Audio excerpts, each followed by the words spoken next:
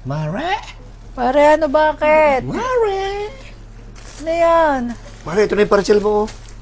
Ha? Ito yung parcel mo. Tawag na tawag yung rider doon sa labas. May parcel ba? Hindi ka lumalabas eh. Hinahalap na ng aso yung rider. Ay, ganon. Ba't ba hindi ka bumabangon dyan? Ay, hindi ko kinig pare. At ako'y nagre-relax pa. Kanina pa tumawag na tumawag.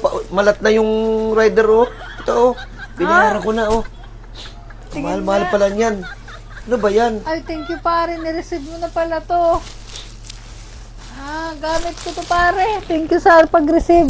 Magkano ba ang babayaran ko sa iyo? Huwag na, bayad na yan.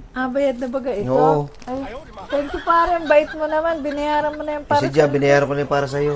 Wow, ang bait mo naman pala. Ay siya. Pare uwi ka na. Bayaran mo na pala to Salamat. Aba, hindi Mare. Kaya ako pumarito para ako magpalamig. Baka po pwedeng pahinga muna dito sa kwarto mo kasi nabuhay ang aircon. Ay siya, sige pare. Mahiga ka kung anong gusto mo. Mahiga ka dyan. Ay, sarap ang lamig.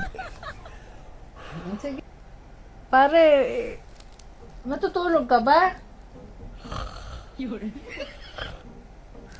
Hala, nakatulog na si pare.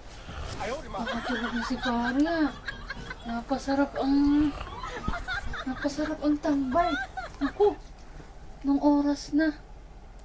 Laka. Alas 9 na. Naku, dadating na si Mr.